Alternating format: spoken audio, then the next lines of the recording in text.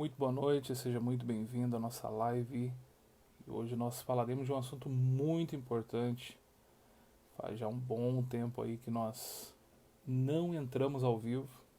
Acredito que faça aí pouco mais de um ano que nós não entramos em nenhum momento ao vivo. Seja muito bem-vindo. Hoje nós falaremos sobre a importância da interpretação do texto bíblico. Você que já foi entrando, vá compartilhando essa live. Vamos levar essa informação para o maior número de pessoas, ok? E hoje também nós falaremos um pouco sobre o nosso curso de interpretação bíblica. Todos os anos nós temos aí aberto 2 a 3 turmas por ano, e esse ano nós vamos falar um pouco mais no mundo digital, né? Trazendo aqui para o online para que nós possamos alcançar mais pessoas. Você que for chegando, seja muito bem-vindo. Hoje o nosso assunto é um pouco mais técnico. Eu sei que assunto técnico acaba sendo um pouco mais complicado, mas eu tenho certeza que vai ser de grande ajuda, né? Principalmente no tempo que nós estamos vivendo, onde existe o perigo muito grande do achismo. Nós estamos vivendo um momento onde todos têm a sua opinião, todos falam o que pensam, todos acham, né? Nós estamos vivendo um período onde pessoas sentam na frente das suas telas, assistem um vídeo de 1 hora, 2 horas, 3 horas e já se consideram doutores naquela área específica de atuação. E com isso, nós estamos vivendo uma geração apática, anêmica, incapacitada para extrair aquilo que existe melhor da vida. Porque a interpretação ela não está baseada apenas no texto em si, mas a interpretação é uma necessidade para a vida. Por isso, entra aqui, compartilha, faça suas perguntas, que no final a gente vai estar aí comentando, tá? As suas perguntas e respondendo à medida do possível. Esse vídeo também ficará gravado. Eu sei que hoje, uma segunda-feira, às 9 da noite, é um pouco mais complicado nós fazermos a live, mas nós vamos aqui ter uma periodicidade, uma constância, uma consistência um pouco maior a partir de hoje, para que a gente possa trazer até você a maior explicação possível daquilo que nós fomos tratando sobre interpretação, tá? Nós vamos dar aqui mais um tempinho, nós estamos compartilhando, o pessoal está compartilhando, e você vai entrando. Você que vai assistir essa live depois, o meu conselho para você, caneta e papel.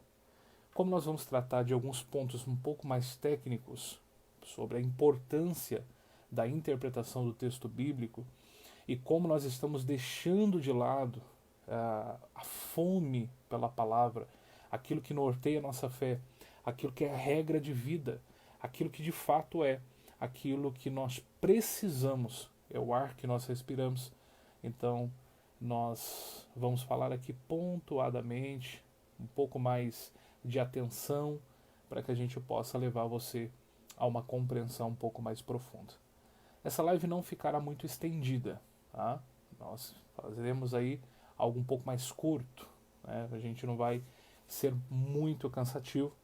A nossa intenção aqui é trazer uma aula prática, levar até você o conhecimento. Muitas pessoas, apesar que hoje existe uma facilidade muito grande na palma da sua mão para que você possa acessar no YouTube, no Google, a forma correta de se interpretar o texto. Hoje você tem acesso a inúmeros cursos que são ótimos cursos, mas de contrapartida existem outros problemas. Muitas pessoas que estão oferecendo esses cursos não têm nenhum tipo de formação acadêmica, não têm nenhum tipo de experiência com o texto, não têm nenhum tipo de experiência com interpretação e com exposição a partir da interpretação. Então são pessoas que ganham dinheiro vendendo curso, mas infelizmente não têm experiência ou resultado com aquilo que eles estão te oferecendo, que isso torna-se extremamente grave, né, com o processo. Nós temos que pensar um ponto. Aonde começam as brigas? Aonde começam as discussões? No extremismo. O que é o extremismo de fato? O extremismo de fato é aquela questão de o eu acho, ser e ponto. O outro lado, eu acho que é e ponto. Não existe uma interpretação de ambos os lados. Por não haver uma interpretação de ambos os lados, existe essa polarização. Se você fizer uma postagem agora no Facebook, no Instagram ou no status do seu WhatsApp, uma imagem que seja, a pessoa logo te responderá. Ela não para interpretar, para pensar, para analisar aquilo que está diante dela. Veja, e aí nós começamos um problema muito sério. Nós chamamos de juízes das redes sociais. São pessoas que têm a sua livre interpretação e por terem a sua livre interpretação, por não partir a sua interpretação de uma regra ou de pelo menos uma interpretação pensada, acabam falando aquilo que não querem e acabam ouvindo aquilo que não desejam. Hoje nós estamos entrando no dia 31, terminando dia 31, vamos entrar dia 1º de fevereiro, primeiro mês desse ano de 2022 já passou. Nós estamos em ano eletivo, onde nós escolheremos os nossos governadores, os nossos deputados estaduais, federais, senadores e o nosso presidente. E aqui nós temos um grande problema. O problema é, nós apoiamos A ou B, C ou D. Por quê? Por que apoiamos? Que ideia eles expõem? Qual a interpretação da ideia que eles estão expondo que faz com que eu os apoie ou não? Aqui está o ponto. Tudo parte do ponto da interpretação. Se você não interpreta de maneira correta, se você não tem a capacidade de filtrar ou de analisar da maneira mais propícia, você tem duas propensões. A primeira propensão é de ser facilmente enganado. A segunda propensão é que você pode se tornar tóxico para todos aqueles que estão do seu lado. Porque uma pessoa que não tem argumento, ela se torna tóxica. Ela quer que a sua verdade seja uma única verdade e que a verdade seja parâmetro para todos aqueles que estão ao seu redor, sem nenhum tipo de argumento real, consistente e que realmente tenha começo, meio e fim. Eu quero chamar a sua atenção para o seguinte: nós temos também, dentro da Igreja de Cristo, independente se no meio dos tradicionais, se no meio dos pentecostais, ou se no meio dos neopentecostais e tantas outras linhas, de pensamentos que vão surgindo pelo meio do caminho, nós temos também essa polarização. Existe aqueles que defendem a doutrina tradicional, existem aqueles que defendem a doutrina pentecostal, existem aqueles que defendem a doutrina neopentecostal, porém, se você for sentar de fato com esses que são extremistas na defesa, você perceberá que eles não têm fundamento. Você perceberá que eles acreditam assim, e eles acham que a forma com que acreditam, do motivo que acreditam, é o suficiente para que eles então possam de fato seguir defendendo aquilo que eles acham que estão defendendo. Há um tempo atrás eu ouvi uma frase: pior do que o inimigo da nossa fé é nós não sabermos defender a nossa própria fé. O que isso significa? Significa que, minimamente, nós temos a obrigação de sabermos as bases da nossa fé. Não importa se você é tradicional, pentecostal, neopentecostal, se você de fato não sabe expressar, se você de fato não sabe defender o porquê você crê no que crê, provavelmente você não está crendo naquilo que está crendo. Você não passou por um processo de conversão, você não passou por um processo de metanoia, que é um processo de mudança de mente, é um processo de renovação de mente. Você percebe que existe na palavra renovação o prefixo re, que significa reiniciar, o reset, quer dizer esvaziar, para trazer de volta o conhecimento, o entendimento original daquilo que se crê, da forma correta, da forma do Criador para a sua vida. Partindo desse ponto, você precisa compreender o seguinte: se eu não consigo dizer a você o porquê eu creio em Cristo, aí você, logicamente, vai me trazer uma resposta genérica. Você, porventura, me dirá: bom, eu creio em Cristo porque Cristo morreu por mim na cruz para salvar os meus... me desfazer dos delitos, perdoar os pecados e me salvar do lago, do inferno, do enxofre, etc. Isso é muito vago. Isso é genérico demais. Hoje, nós precisamos observar um fato muito grande. Nesse momento que eu falo com você, nesses dias que se seguem, eu tenho escrito um livro chamado O Amor que Vem Antes. E eu trato no primeiro capítulo sobre detalhes importam. E um dos momentos do capítulo, do Detalhes Importam, eu falo sobre a maior dificuldade que a igreja enfrenta desde a sua inauguração até os dias de hoje. Algumas pessoas, elas pensam que a maior dificuldade que a igreja passa e que ela enfrenta desde a sua terra inauguração, desde o momento onde o Espírito de Deus encheu todos aqueles que estavam no cenáculo, em Jerusalém, no dia de Pentecostes, está voltado para a perseguição. Nós contamos as histórias dos cristãos que foram jogados aos leões, que foram queimados vivos, crucificados de ponta cabeça, que foram arrancados membros dos seus corpos, açoitados em praça pública, alguns até jogados dentro de óleo de fervente, outros levados para prisões e tantas outras atrocidades. E nós pensamos que é aí que está a maior perseguição e o problema da igreja. Só que todas as vezes que a igreja passou uma grande perseguição sobre a terra, a igreja cresceu. Veja, o povo se concentrou em Jerusalém. De repente vem uma grande perseguição em Jerusalém. O que acontece com a igreja que está em Jerusalém? Ela se espalha. E quando a igreja se espalha, por onde eles vão passando, o evangelho vai sendo anunciado. E conforme o evangelho de Cristo vai sendo anunciado, por conta da perseguição, a igreja cresce sobremaneira. Bom, então você percebe que açoites, flagelos, morte, julgamentos e todo envergonhamento em praça pública não é capaz de diminuir o tamanho da igreja. Bom, a igreja ela vai tomando forma, ela vai tomando corpo, ela vai saindo dos muros da cultura judaica, porque o povo já ali já está acostumado a ouvir falar sobre Deus. Portanto, existe uma facilidade para a comprovação de que Yeshua era o Mashiach, né, esperado pelo povo judeu. Agora, quando o evangelho começa a ultrapassar as fronteiras de Israel, quando ele começa a entrar em terras gregas, quando ele começa a entrar em terras bárbaras, como o caso da ilha de Malta, quando Paulo sofreu aquele naufrágio, você vai perceber que aqui começa um grave problema. Por quê? Quando o evangelho ele vai entrando nessas terras, ele vai se deparar não só com um problema de cultura, mas ele vai se deparar com o maior problema que existe em toda a terra: ideia. Eu não sei se você já parou para pensar, mas nós somos governados por governantes mortos. Nós vivemos uma ideia do povo passado. Você percebe que você pode matar uma pessoa, mas você não pode matar a ideia que aquela pessoa produziu. Isso significa que você, a partir desse momento, está sendo governado por uma ideia de alguém que teve essa ideia muitos anos atrás e já não está vivo mais.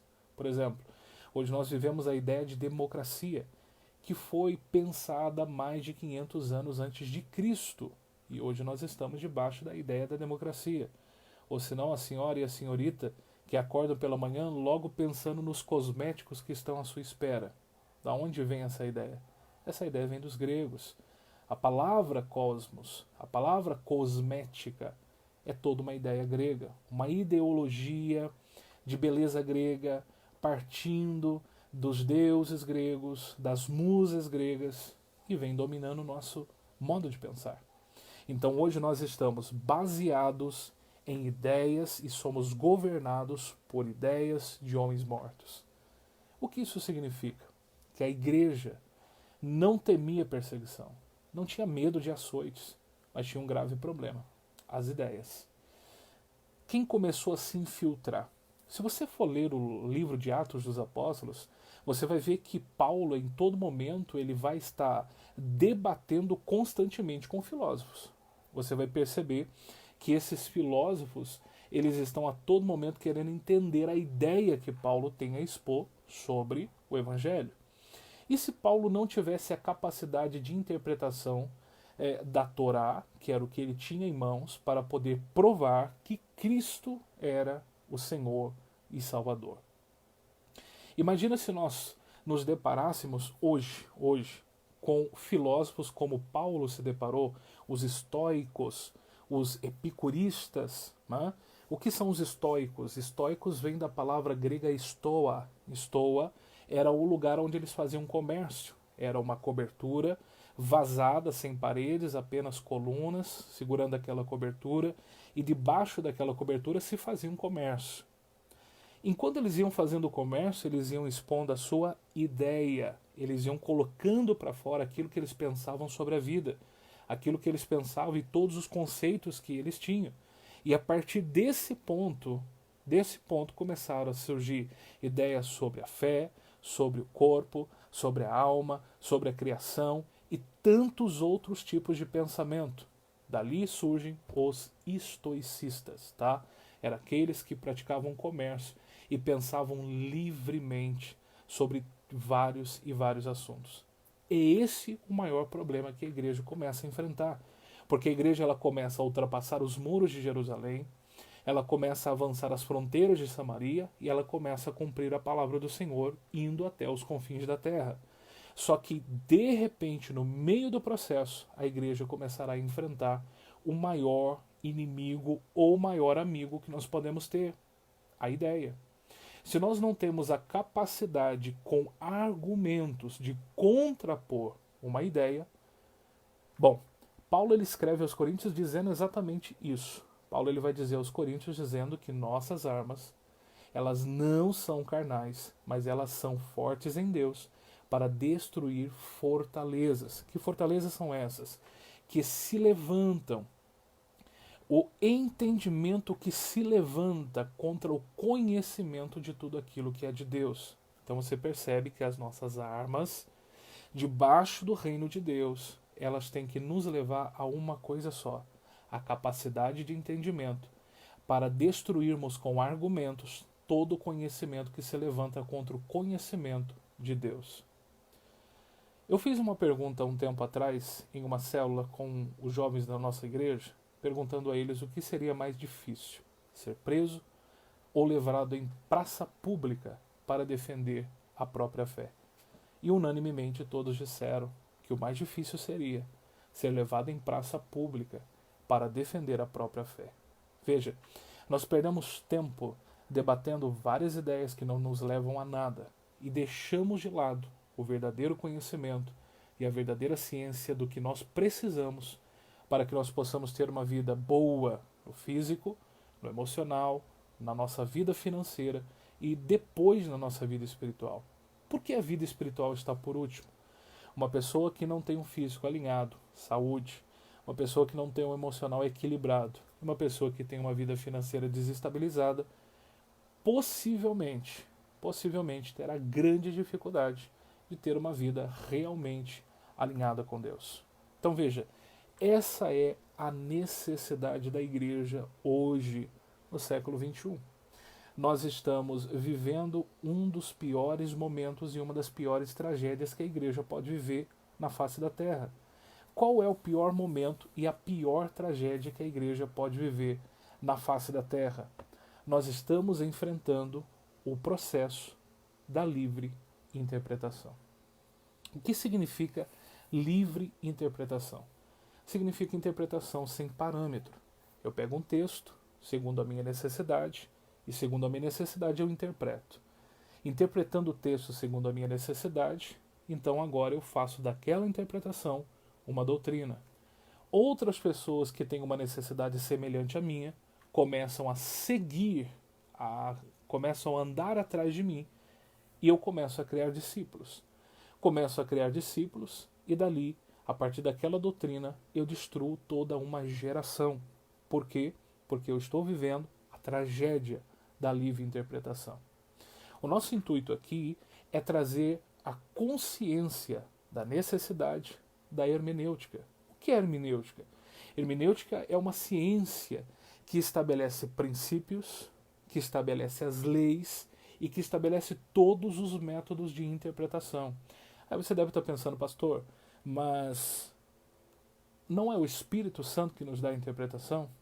Veja, você tem que tomar muito cuidado para tomar partido nesse ponto. Porque você precisa lembrar um fato. A Bíblia foi toda inspirada pelo Espírito de Deus. Ela inspirou homens, 40 homens, em 16 séculos diferentes, com 19 profissões diferentes, em 3 continentes diferentes, para poder falar e para que nós possamos ter em mãos aquilo que hoje temos, que é a Bíblia. Porém, veja, Deus está inspirando o homem para que fale ao homem. Então a inspiração é divina, a palavra é divina, mas a forma de comunicação é humana. Então a Bíblia é um livro de dupla natureza. Ela é totalmente divina e ela é totalmente humana. Ela é totalmente divina na sua inspiração, na sua harmonia, no seu objetivo, na sua concepção. E por último, ela é totalmente humana, porque é o humano que recebe uma inspiração de Deus e ele vem capacitado por Deus para poder transmitir de maneira humana a outro humano a ideia de Deus.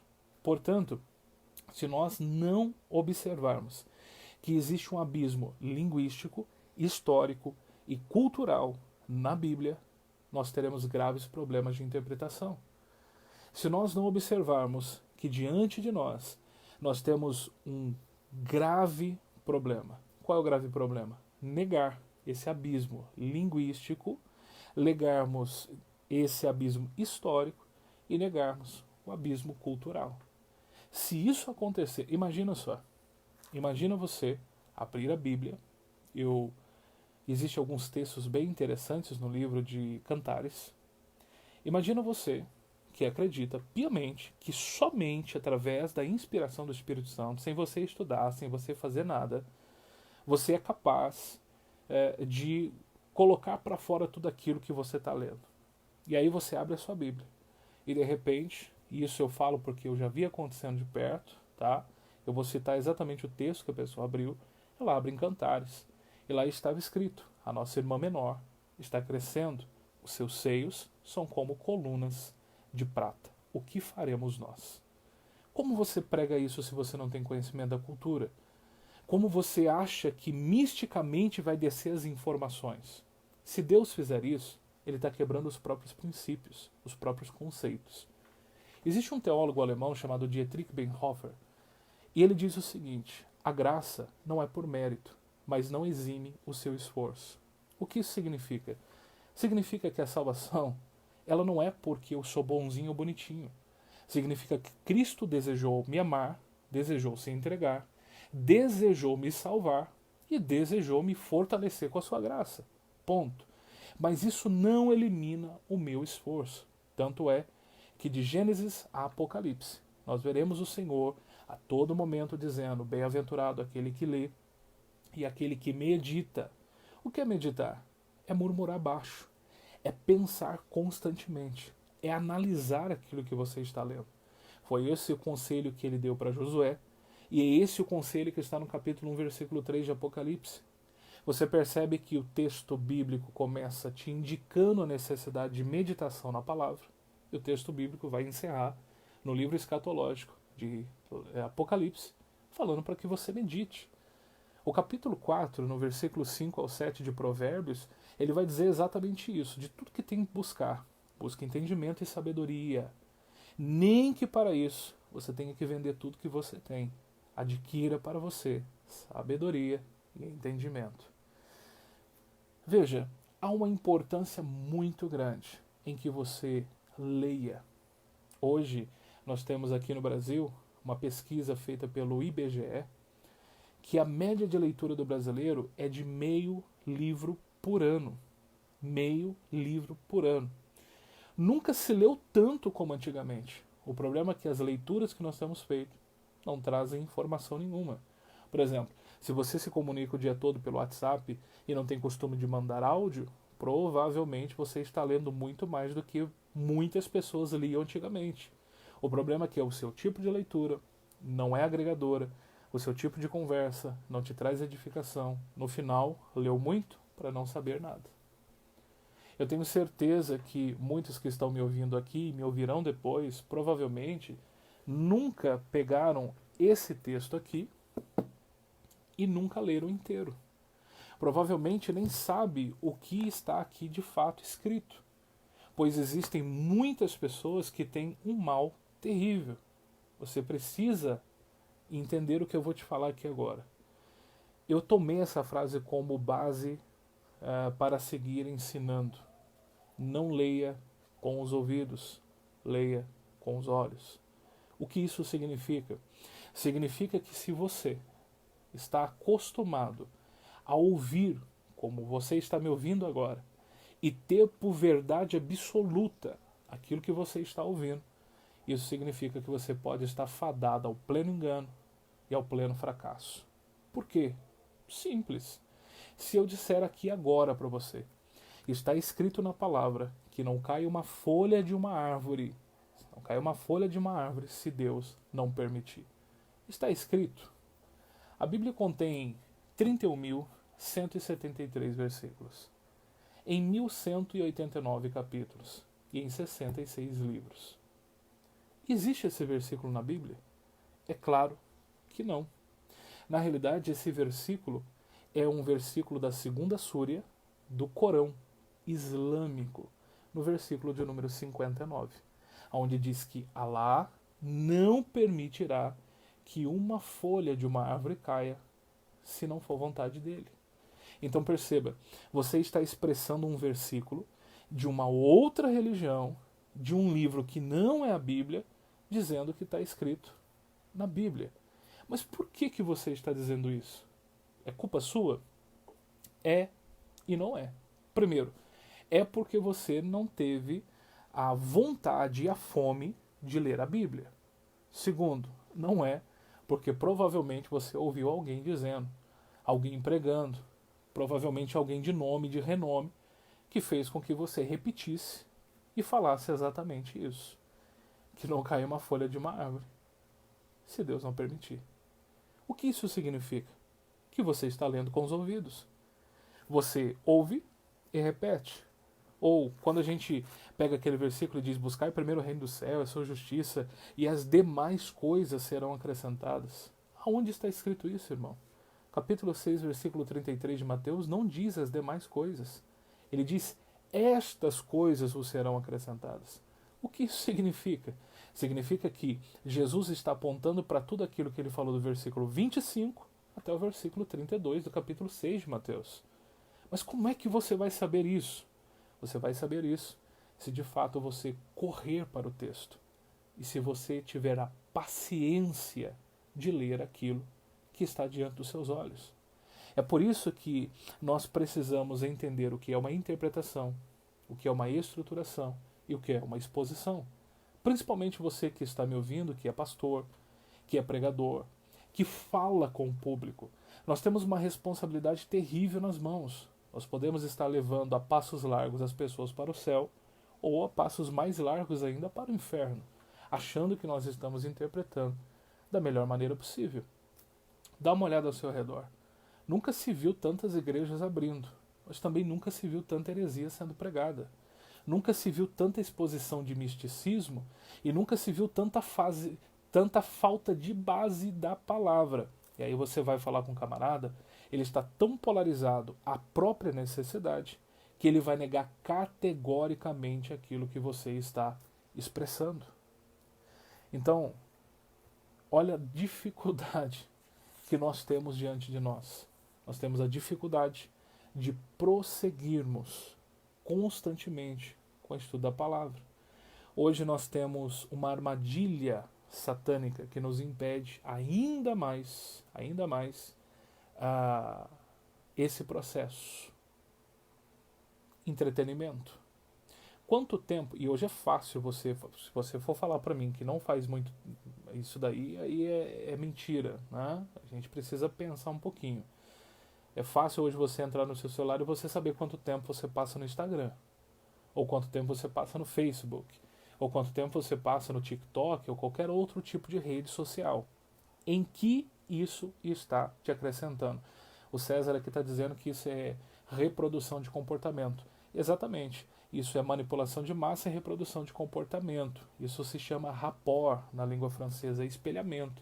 E fica muito mais fácil eu falar para o outro que aquilo que eu estou falando é verdade, porque eu ouvi de alguém e tenho certeza que aquilo é verdade. e não fui buscar em fonte alguma. Então veja, nós temos diante de nós esse grande desafio.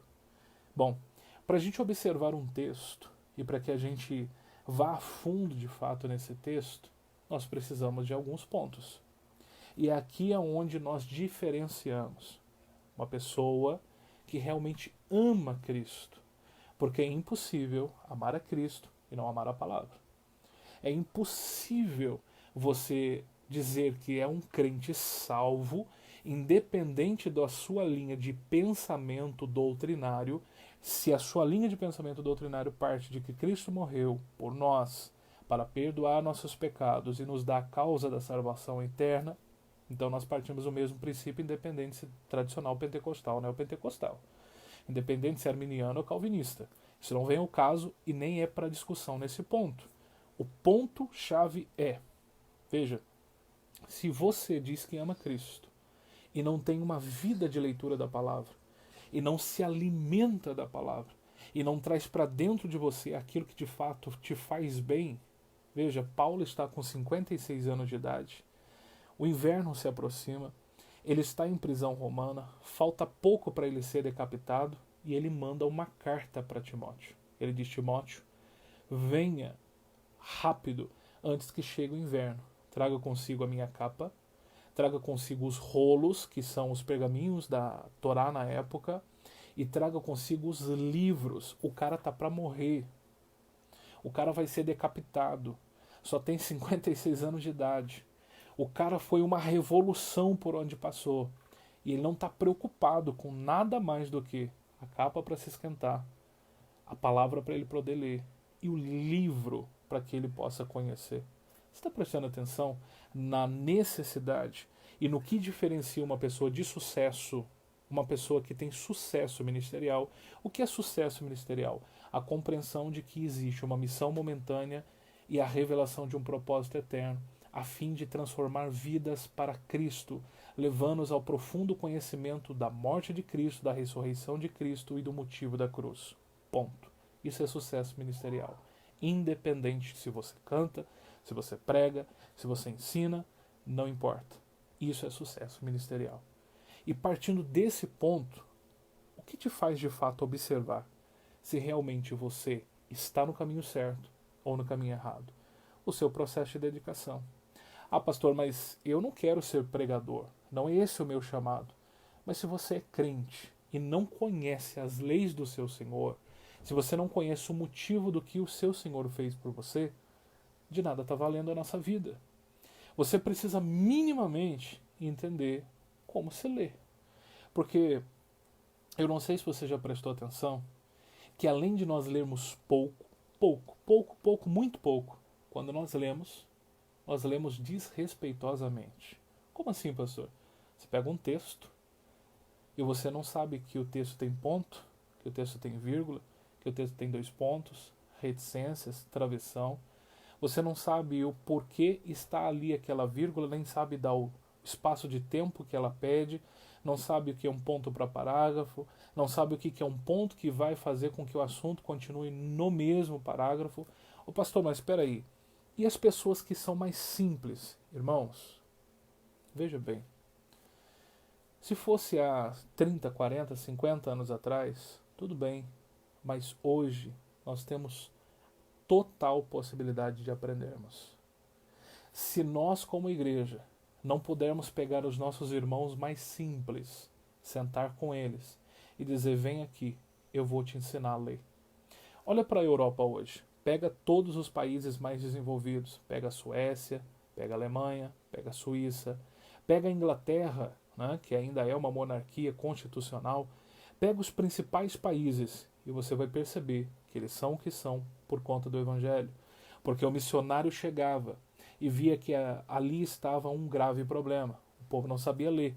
Então, como é que eu vou ensinar a palavra de Cristo se o povo não sabe ler? Eles precisam ter uma Bíblia na mão. Então, antes de ensinar o Evangelho, eu vou ensiná-los a ler. Ponto. Hoje nós temos, por exemplo, a Alemanha, cada 10 cidadãos, um é doutor. Isso é uma média fantástica. Nós estamos dizendo que a cada 10 pessoas no país, um tem doutorado em alguma área específica. O pastor, o que isso significa? Significa que ser crente não é ser alienado, incapacitado. Não significa que você tem que ficar comendo tudo aquilo que te dão. Não significa que você não tem que se esforçar para poder entender. E é no processo do esforço que o Espírito Santo, aí sim, o Espírito Santo, ele vem até você. E ele faz saltar diante dos seus olhos aquilo que o seu limite de interpretação não é capaz de observar. Então veja, nós precisamos observar o que é um princípio literário do texto, o que é o contexto que ele nos apresenta, qual é o gênero literário do texto. É um poema? É um profético? É um texto histórico? Eu preciso analisar o quê? Eu preciso aprender os limites do texto. Eu preciso aprender o pano de fundo histórico e cultural do texto. Eu preciso observar a gramática do texto para não dizer, para não dizer o contexto original do hebraico e do grego. Mas se você não consegue ter acesso ao contexto original do hebraico e do grego minimamente, a Bíblia interpreta a própria Bíblia. Existe um advogado russo que é fantástico, que ele diz o seguinte: perguntaram para ele por que é que ele não aprendeu o inglês. Ele diz: eu não preciso, porque eu domino muito bem o meu próprio idioma. Você não precisa dominar, por exemplo, o hebraico. Não precisa, tá? Mas você precisa pelo menos dominar a língua que você fala. Você precisa compreender minimamente o que você fala. Ah, mas eu não tive a oportunidade de estudar. Compre livros, assista vídeos, faça perguntas. Eis o segredo da vida. Fazer perguntas chave. Pelo amor de Deus, não perca tempo fazendo pergunta boba. Pense para perguntar. Porque uma pergunta vai fazer com que outra nasça, e outra nasça, e outra nasça. E o processo de conhecimento vai expandindo. O texto bíblico diz que o que levou o povo a perecer foi a falta de conhecimento. Eu quero convidar você nesse momento, e a gente está partindo já para o encerramento, a observar como muda todo o contexto quando nós analisamos, quando nós interpretamos, quando de fato nós damos valor àquilo que está diante de nós. Já viu o Salmo 23? O Salmo 23 é um salmo fantástico. Ele está estampado em para-choque de caminhão, ele está estampado em pano de prato de cozinha da dona de casa, ele está estampado em plaquinhas de casa, ele está em todos os lugares, ele é espalhado pelo mundo todo. E aí o texto diz: o Senhor é meu pastor, nada me faltará. Olha como a gente diminuiu Deus aqui nesse texto e na tradução. Nós diminuímos Deus a um provedor. O Senhor é meu pastor, nada me faltará. Eu estou diminuindo Deus e a grandeza de Deus ao meu cuidador. Agora, quando você vai para esse contexto aqui, o hebraico, Adonai Roi Lo Sar. O que isso significa? O Senhor é meu companheiro, ou pode ser traduzido como meu amigo, ou como meu ajudador. Ele não me faltará. Aí nós colocamos Deus de volta na sua potência e lembramos que Deus não é um Deus circunstancial. Ele continuará comigo em todo momento, independente se algo faltar. Porque estar diante de Deus não pode ser circunstancial. Mas quando é que você consegue essa compreensão? Quando você para analisar o texto que está diante de você. Nós estamos começando essa semana no dia, deixa eu ver aqui, isso, no dia 4, agora no dia 4, na sexta-feira, nós estamos começando o nosso curso de interpretação bíblica do texto ao sermão. É um curso com duração de 2 meses, tá? Dentro desse curso, você vai aprender todos os pontos necessários que você precisa para ter uma boa interpretação, para que você realmente consiga um desenvolvimento ministerial, para que você realmente consiga um desenvolvimento na sua vida, porque se você tem capacidade interpretativa, você se dá bem em todas as áreas da sua vida. Você saberá interpretar as falas, você entrará em menos confusão, você conseguirá administrar melhor o percurso das pessoas que estão ao seu redor, você será mais detalhista, você conseguirá observar de fato o próximo passo e isso vai ficando cada vez melhor para você. Então nós começaremos agora na sexta-feira, no dia 4. Nós estamos com vagas limitadíssimas, tá? Nós só temos 5 vagas restantes. Apenas 5 vagas estão restantes para o curso de interpretação. Pastor, o que te capacita para poder dar esse curso? Eu hoje sou pós-graduado em Antigo Testamento, sou bacharel em Teologia Sistemática, sou mestre em Teologia Sistemática. Hoje eu sou professor de hebraico, sou professor de grego koiné. E hoje eu trabalho especificamente com crítica textual e interpretação bíblica. Há quanto tempo você faz isso, pastor? Há pouco tempo. Há 15 anos trabalho com textos bíblicos. Há 20 anos eu prego. Há 15 anos trabalho com textos bíblicos. E eu quero convidar você que está nessa live agora ou que estará vendo essa live depois para poder estar entrando em contato com a gente. Chama a gente no WhatsApp, eu vou postar aqui agora para você, tá? O nosso contato, e você vai estar entrando em contato diretamente comigo. E você vai estar falando comigo e nós estaremos entrando juntos nessa empreitada de interpretação. Tá aí, acabei de postar para que você possa estar entrando em contato com a gente. Veja bem, para você que vai se matricular, qual é a nossa intenção com esse curso? A nossa intenção com esse curso é que mais pessoas possam cada vez mais se aprofundar. Um curso desse não é barato. Um curso de interpretação que inclui todo o material didático. Você vai estar tendo toda a assessoria necessária para que você possa estar se desenvolvendo. Então nós pensamos em algo muito simples. Se é nosso intuito é levar cada vez mais informação, nós estamos fazendo uma hiper, mega, ultra blaster promoção para que você possa estar junto conosco nessa turma que durará 2 meses no curso de interpretação bíblica do texto ao sermão. E aí nós fizemos algo melhor ainda, tá? Pastor, eu tenho vontade de aprender hebraico. Aqui. Essa daqui, né, provavelmente vai estar aparecendo aí meio ao contrário para você, é a nossa pequena gramática do hebraico bíblico. Pastor, por que pequena gramática? Nós temos aqui 12 capítulos. Esses capítulos eles foram escritos por mim, tá? Essa pequena gramática foi escrita aqui pela gente, da Escola de Aprofundamento Bíblico Yehudá, com um objetivo só. Qual o objetivo, pastor? O objetivo de você aprender. Eu estava falando agora há pouco com o irmão que se você pegar essa gramática, em pelo menos 6 meses, você estará lendo e escrevendo o hebraico. Porque aqui existe o processo de alfabetização, tá? Pastor, mas e se eu tiver alguma dúvida? Atrás do livro tem um QR Code. É só mirar a sua câmera aqui e você vai direto para a fonte da informação. Você conseguirá entrar direto em contato com a gente, tirar qualquer dúvida, principalmente, claro, da fala das palavras em hebraico. Lógico que aqui existe um passo a passo muito prático, tá?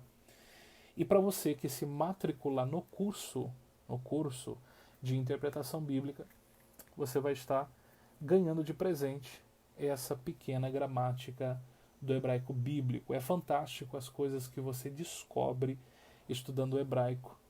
O hebraico ele é um oceano de revelações. Lembrando que todo o Antigo Testamento foi escrito em hebraico. É uma língua extremamente antiga. E se hoje algum profeta ressuscitasse e fosse passear em Tel Aviv, em Israel, ele conseguiria se comunicar perfeitamente com todo mundo que estiver ali. Além desse livro, você também ganhará esse livro aqui, Fundamentos do Reino. Aqui você verá alguns textos que você tem direito dentro do reino de Deus conquistado por Cristo e você fica buscando por promessa. Não é promessa, é direito, e você vai aplicar na sua vida e na sua casa. Além desses 2 livros que você vai estar ganhando de bônus ao se inscrever no curso de interpretação bíblica, você também estará participando de um grupo, o grupo Querigma. O que é a palavra querigma? A palavra querigma, dentre outros significados no grego, pode ser traduzido como pregação, tá? Você que quer aprender a exposição daquilo que você está estudando, você vai participar de um grupo onde existirão muitos pregadores ali e todos estarão se auxiliando e nós estaremos colocando muitos conteúdos, material em PDF, para que também alguns áudios, vídeos, para que vocês possam estar em um processo de crescimento no conhecimento e espiritual, cumprindo aquilo que a palavra diz, crescer na graça e no conhecimento, tá? Pastor, o valor do curso. Me chama no WhatsApp que a gente vai estar conversando. Lembrando que nós só temos 5 vagas, você vai ter certificação no final do curso, todo o material didático do curso, além desses 2 livros aqui que você vai estar ganhando ao se matricular, Fundamentos do Reino e também a Pequena Gramática do Hebraico Bíblico, você vai estar levando também todo o material didático do curso, ok? Para essa turma que começa no dia 4, sobram apenas 5 vagas. Eu espero você, eu espero que tenha sido edificante para você, eu espero que você tenha se convencido da necessidade da interpretação do texto bíblico, até para que você seja menos enganado, para que você saiba mais de Deus, para que você se aproxime mais de Deus, para que a sua vida passe por uma transformação, porque esse é o nosso intuito aqui. Você que vai assistir depois, tomara que ainda tenha uma vaga para você, que Deus te abençoe, que Deus te prospere. A minha intenção é fazer o propósito se cumprir. Qual o propósito, pastor? O propósito de Deus na minha vida? Ensinar a palavra de Deus da melhor maneira possível, da maneira mais clara possível, não sendo a verdade absoluta. Eu quero te ensinar a questionar, não duvidar, questionar, para que então você possa de fato crescer espiritualmente e também crescer intelectualmente. Que Deus te abençoe. Essa live vai ficar salva. Depois que você assistir, assista de novo, seja provocado, vá ler a Bíblia, leia livros, questione, busque, se prepare, porque eu te garanto que valerá a pena, tá? Que Deus te abençoe e até a próxima.